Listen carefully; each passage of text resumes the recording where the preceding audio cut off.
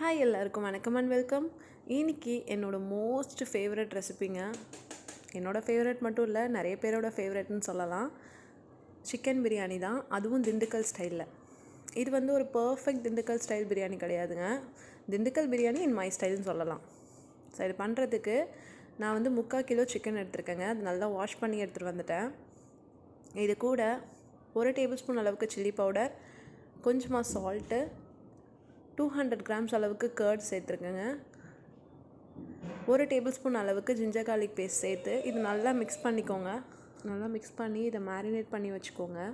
இது எதுக்காகன்னு பார்த்தீங்கன்னா, பிரியாணியில் வந்து சிக்கன் ஒரு மாதிரி மசாலா இல்லாமல் இருக்கும். ஸோ அதனால் நான் இது சேர்த்துக்கிறேன்.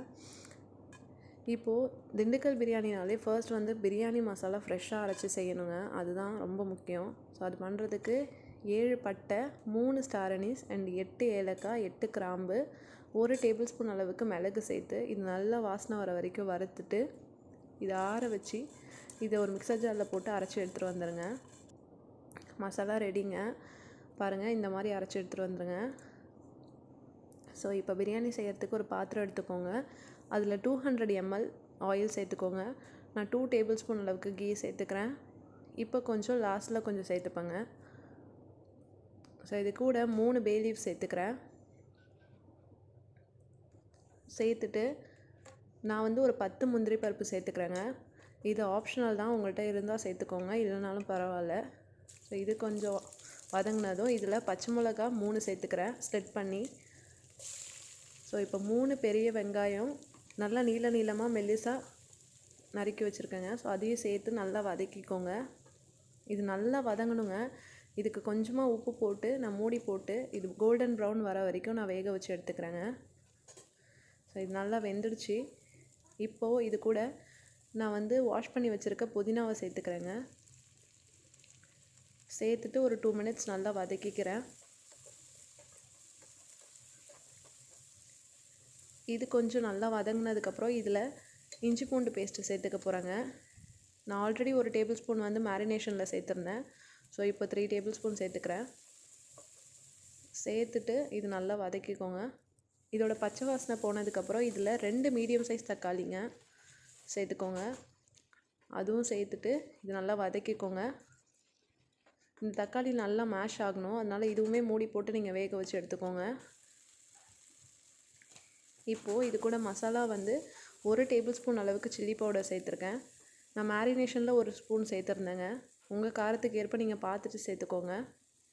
இதில் 2 டேபிள் ஸ்பூன் அளவுக்கு சிக்கன் மசாலா, நீங்கள் எந்த சிக்கன் மசாலா வேணால் எடுத்துக்கலாம். இதுதான் நான் சொன்னேங்க திண்டுக்கல் பிரியாணி இன் மை ஸ்டைல்னு. ஸோ நான் இதில் எப்போவுமே வந்து 2 டேபிள் ஸ்பூன் அளவுக்கு சிக்கன் மசாலா தூள் சேர்த்துப்பேன். இப்போது நம்ம ஃப்ரெஷ்ஷாக அரைச்ச மசாலாவும் அது கூட சேர்த்துட்டு கொஞ்சமாக மல்லித்தழை சேர்த்து அதுவுமே வதக்கிட்டு இப்போ மேரினேட் பண்ணி வச்சுருக்க சிக்கனையுமே இதில் சேர்த்துக்கோங்க.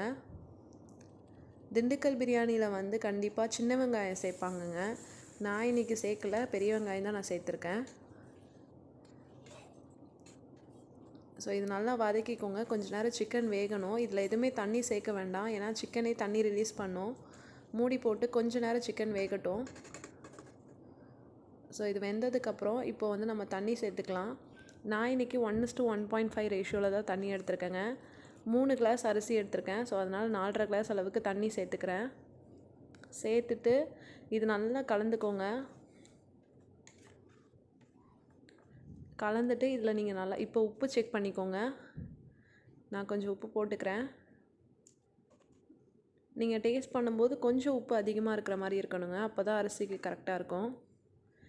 மூடி போட்டு இது கொஞ்சம் கொதித்ததுக்கப்புறம் இதில் நம்ம அரிசி சேர்த்துக்கலாங்க. நான் இன்றைக்கி சீரக சம்பா ரைஸ் தாங்க எடுத்திருக்கேன். திண்டுக்கல் பிரியாணினாலே சீரக சம்பா ரைஸ் தான் நல்லா ஃப்ளேவர்ஃபுல்லாக இருக்கும். ஸோ அதை வந்து நான் ஒரு 30 நிமிஷம் அளவுக்கு ஊற வச்சுட்டு இப்போ வடிகட்டி சேர்த்துக்கிட்டேங்க. சேர்த்துட்டு இது நல்லா கலந்துக்கோங்க. கலந்துட்டு மூடி போட்டு கொஞ்ச நேரம் இது கொதிக்கட்டுங்க.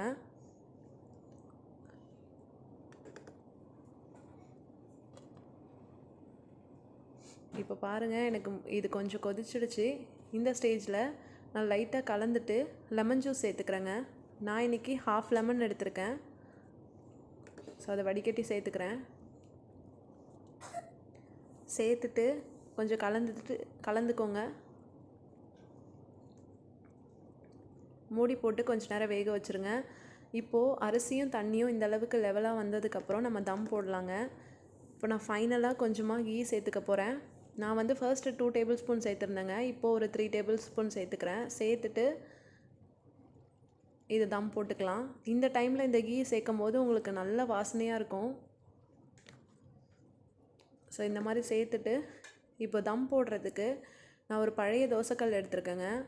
ஸோ அதை வச்சுட்டு இந்த பிரியாணி பாட்டை வச்சுட்டு அதுக்கு மேலே நம்ம வந்து அலுமினியம் ஃபாயில் பேப்பர் ஒன்று வச்சு லிட்டு வச்சு க்ளோஸ் பண்ணிட போகிறோங்க. நல்லா டைட்டாக க்ளோஸ் பண்ணிவிடுங்க. க்ளோஸ் பண்ணிவிட்டு இதை வந்து நீங்கள் 5 மினிட்ஸ் ஃபாஸ்ட்டாக வச்சுட்டு 10 மினிட்ஸ் ஸ்லோவாக வச்சுட்டு சிம்மில் வச்சுக்கோங்க. சிம்மில் வச்சுட்டு ஆஃப் பண்ணிவிடுங்க. ஆஃப் பண்ணிவிட்டு 10 மினிட்ஸ்க்கு அப்புறம் தான் நீங்கள் ஓப்பன் பண்ணணுங்க. ஸோ அதுக்கப்புறம் ஓப்பன் பண்ணிங்கன்னா அங்கே பாருங்கள் எவ்வளோ உதிரி உதிரியாக அழகாக ரெடி ஆகிடுச்சு பாருங்கள். நல்ல வாசனையாக இருக்குங்க. ஏன்னா நம்ம ஃப்ரெஷ்ஷாக பிரியாணி மசாலா அரைச்சி போட்டிருக்கோம். ஸோ சர்வ் பண்ணிடலாம். நான் வந்து ஒரு முட்டை பிரியாணி வச்சுட்டேங்க. அப்புறம் ஆனியன் ரைத்தாவும் செஞ்சுருந்தேன். ஸோ வச்சுட்டேன். இது ரொம்ப டேஸ்ட்டாக இருந்துச்சுங்க. ரைஸ்லாம் பாருங்கள் நல்லா உதிரி உதிரியாக இருந்துச்சு. இது கண்டிப்பாக ட்ரை பண்ணி பாருங்கள். அப்புறம் என்ன, நாளைக்கு சண்டே சிக்கன் எடுத்து ட்ரை பண்ணிவிடுங்க. தேங்க்ஸ் ஃபார் வாட்சிங்.